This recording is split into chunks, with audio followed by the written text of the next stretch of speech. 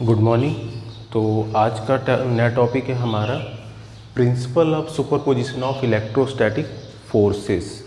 ये बेसिकली होता क्या है, इसको हम समझेंगे कि प्रिंसिपल ऑफ सुपरपोजिशन का क्या मतलब है।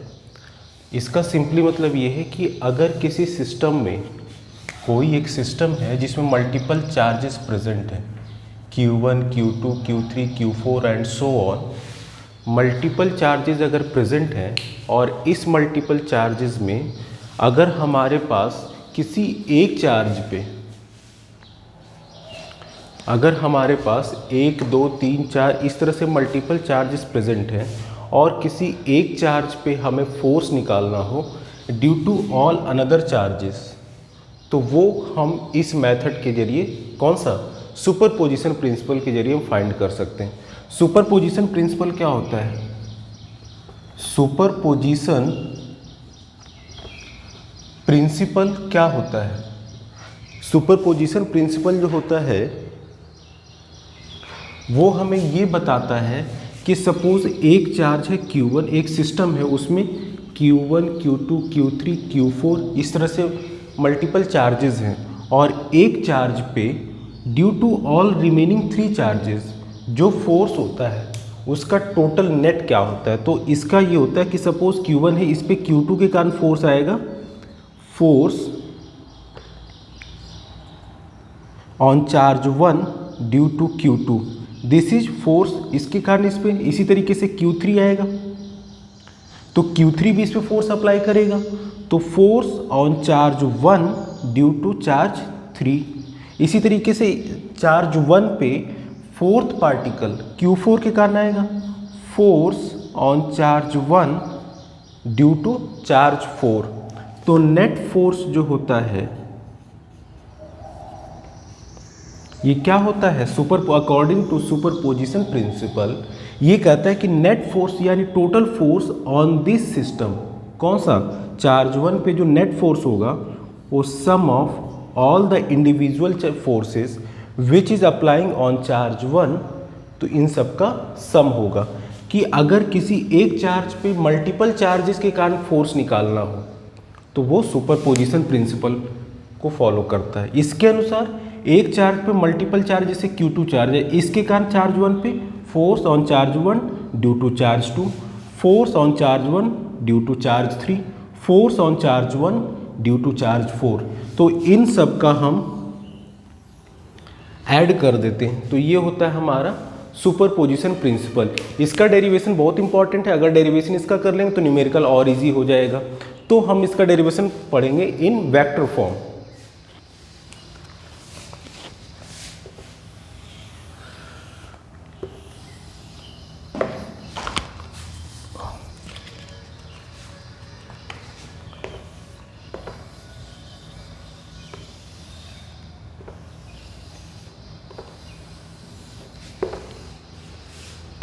ये वेक्टर फॉर्म में क्या होता है, हम यहाँ पे जब भी हम वेक्टर फॉर्म में किसी फोर्स के बारे में किसी चार्ज पे another due to another charge force का कैलकुलेशन करते हैं तो हमें एक चीज़ यहाँ पे याद रखना चाहिए, रेफरेंस पॉइंट।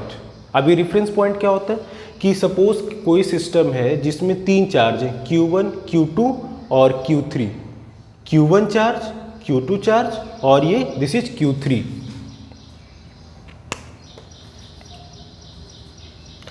अब इन सब का रेफरेंस पॉइंट, इनका पोजीशन क्या है, तो किसी ऑब्जेक्ट का पोजीशन हम फाइंड जब करते हैं तो उसके लिए हम एक रेफरेंस पॉइंट लेते हैं। सपोज क्या कि अगर हम यहाँ पे हैं तो हम मार्केट से यहाँ पे 4 किलोमीटर का डिस्टेंस है, तो रेफरेंस पॉइंट क्या है? मार्केट। यानी कि अगर आपको किसी ऑब्जेक्ट का पोजीशन फाइंड करना है, if you have to find the position of any object, you have to take some reference point from which you will calculate distance। आप किसी रेफरेंस पॉइंट से डिस्टेंस फाइंड करते हैं, तो वही चीज़ है। ये हमारा ऑरिजिन है, ये y axis, this is x axis, ये हमारा ऑरिजिन है।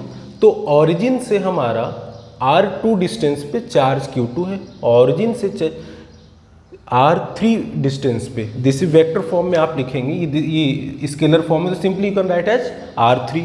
तो ये R3 डिस्टेंस पे हमारा Q3 है, और ये R3 कहाँ से मेजर किया गया है, ओरिजिन से। इसी तरीके से चार्ज 1 है Q1 जो कि O से R1 डिस्टेंस पे, वेक्टर फॉर्म में इसके ऊपर एरो लगा देते हैं।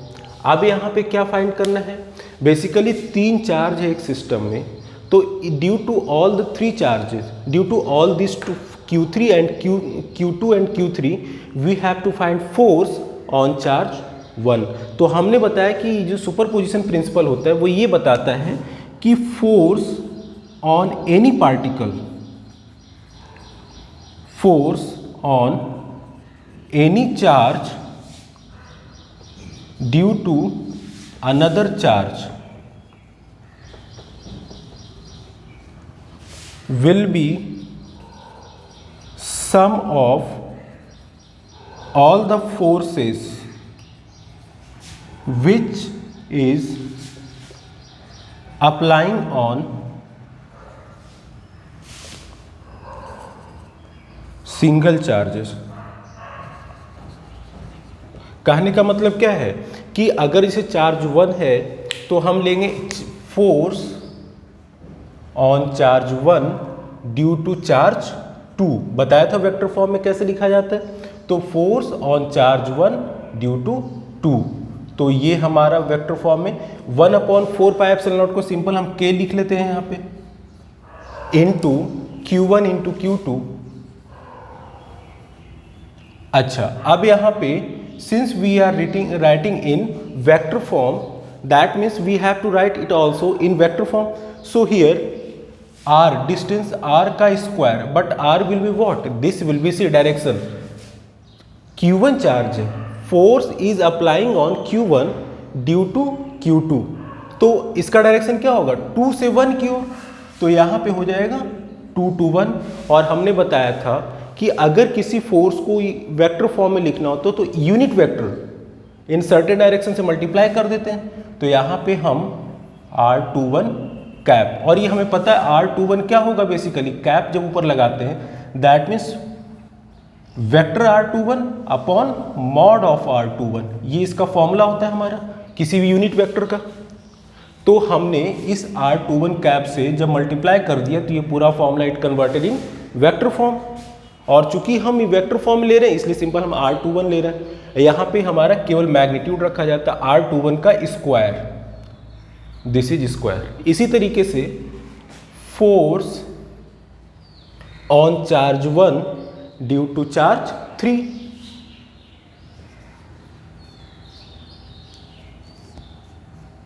अगेन 1/4πε0 को हम k से रिप्रेजेंट करते हैं, Q1 into Q3 upon distance क्या होगा, Q3 जो है Q1 पे फोर्स लगा रहा है, किस पे अप्लाई हो रहा है फोर्स, Q1 पे, और दोनों का सेम नेचर का चार्ज है, तो क्या होगा 3 to 1, तो R 3 to 1 का स्क्वायर। यहाँ पे हम सिंपल एरो नहीं लगाएंगे वेक्टर फॉर्म में, क्यों, क्योंकि यहाँ पे simple we have to write magnitude, but we have to show this in vector form, so we will write it in such a way R31 cap simply। और R31 क्या होगा, यहाँ पे हमने बताया था this will be R31 vector upon mod of R31 simply। जब हम इसको इस तरीके से इसमें मल्टीप्लाई कर देंगे ये वेक्टर फॉर्म में ऐड हो जाएगा।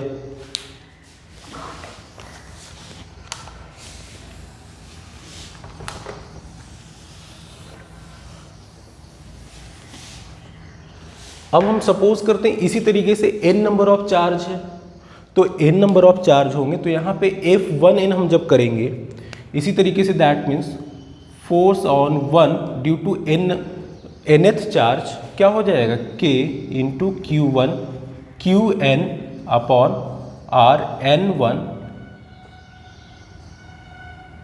का स्क्वायर इंटू Rn1 का मॉड, ये हो जाएगा।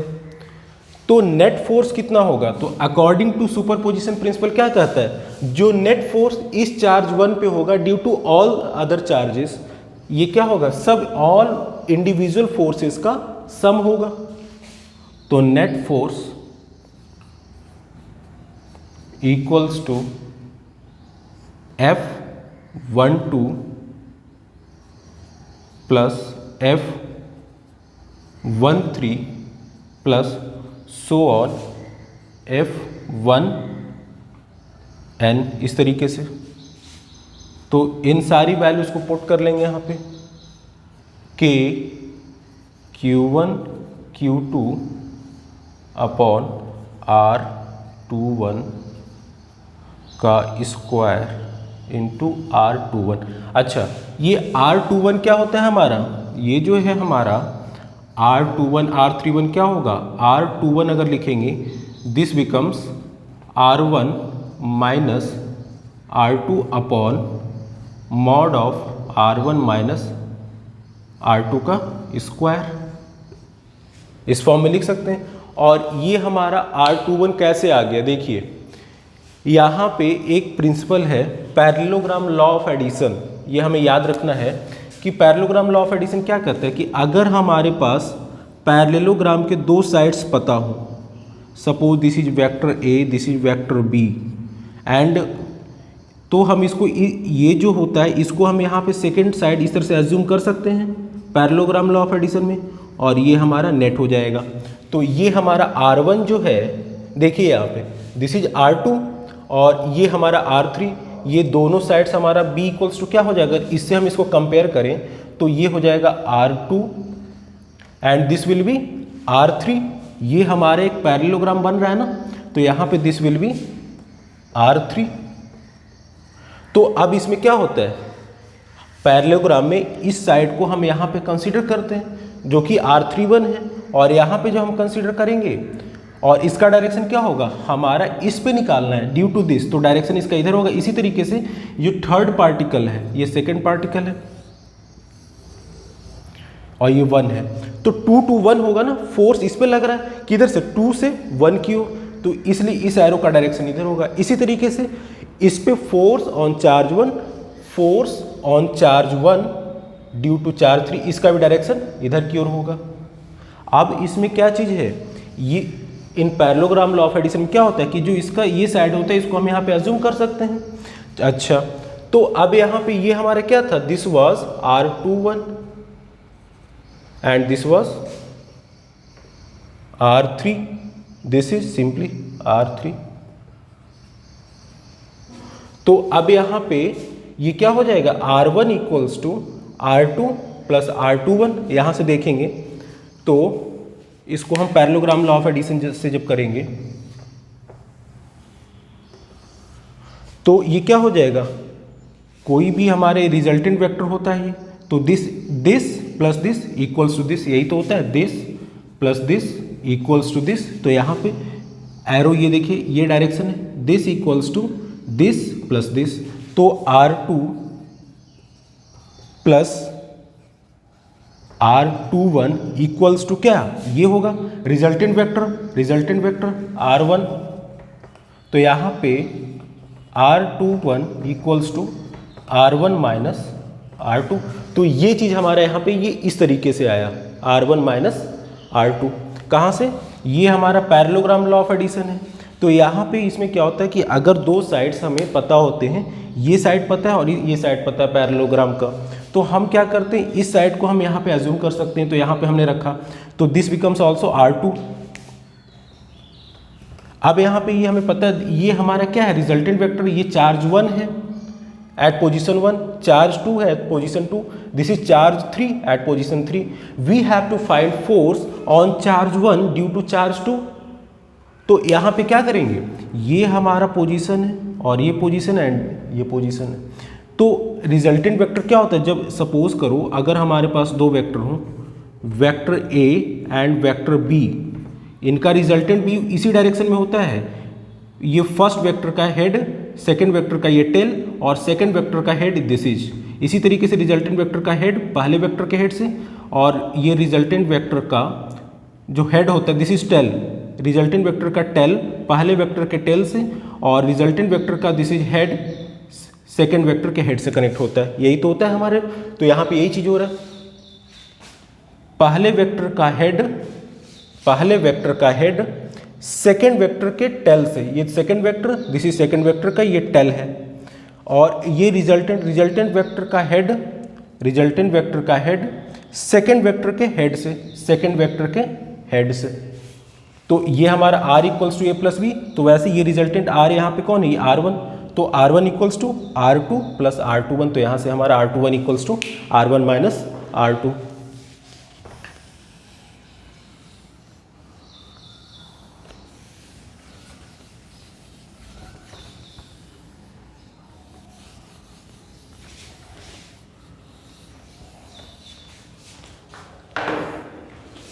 तो यहाँ पे जो हमारा आ गया, this was step 1, this is 2, this is 3 and this was 4, तो दिस इज 5। एफ नेट, ये एफ नेट क्या होगा, सबका सम होगा। अब ये हमारा R21 कैप प्लस के Q1 Q2 अपॉन R31 का square into R31 cap and dash dash up to so on.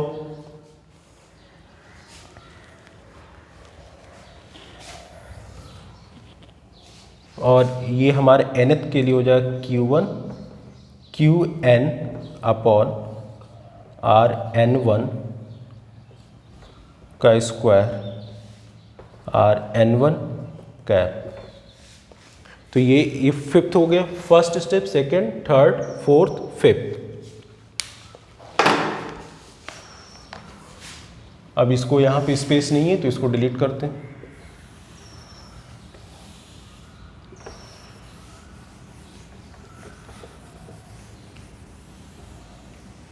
ये चीज़ याद रखना, R21 ये कैसे आया यहाँ पे, पैरेललोग्राम लॉ ऑफ एडिशन से। अभी एक बार फिर एक्सप्लेन कर देंगे।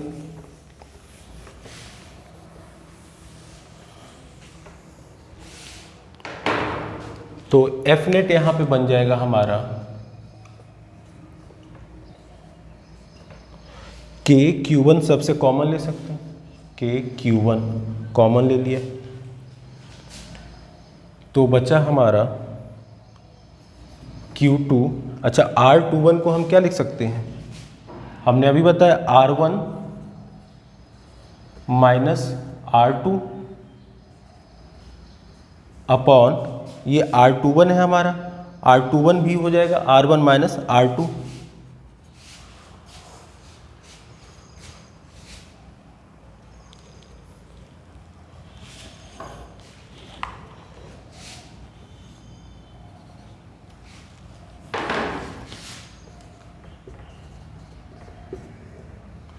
एक ये स्क्वायर है और ये इसके साथ स्क्वायर हमारा पता है, R21 will be R1 minus R2 upon mod of R1 minus R2, और एक ये पहले से है स्क्वायर, तो ये स्क्वायर और एक ये मिलके कितना हो जाएगा, क्यूब।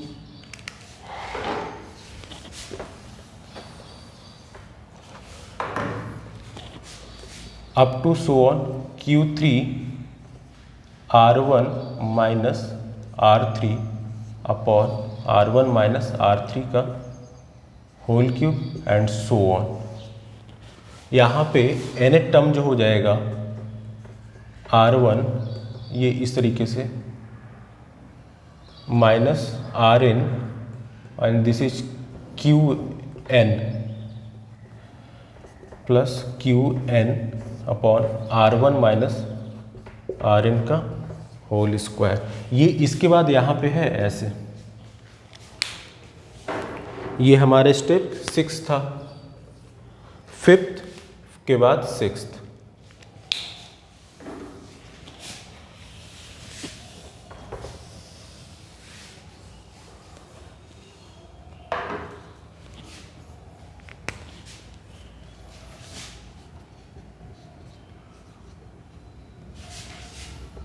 ये हमारा हो जाएगा R1 माइनस Ri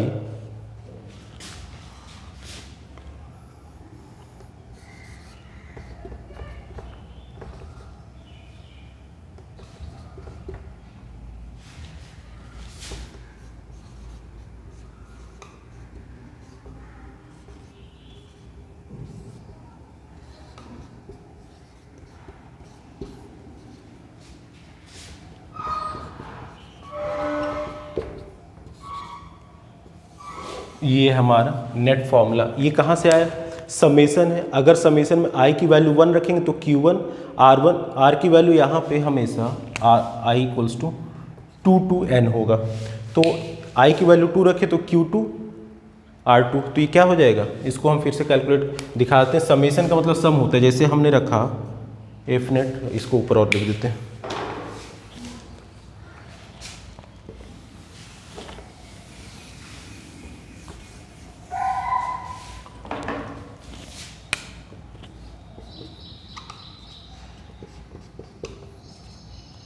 के की वैल्यू क्या थी, ये के क्या थी 1/4 pi epsilon naught. Q1 summation I equals to 2 to N, ये QI R1 minus RI upon R1 minus RI का होल क्यूब, ये फॉर्मूला बन गया। यहाँ पे एफ नेट फाइंड करना है, तो I की वैल्यू 1 रखेंगे तो ये हमारा वैसे रहेगा। Q1 I की वैल्यू 2 से लेना है ना, तो Q2 R1 माइनस I की वैल्यू 2 R2 अपॉन I की वैल्यू 2 R1 माइनस R2 का होल क्यूब, प्लस समेसन है तो प्लस लगेगा। I की वैल्यू 3 रखेंगे तो Q1 Q3, I की वैल्यू 3 है तो R1 माइनस I यहाँ पे 3 हो जाएगा।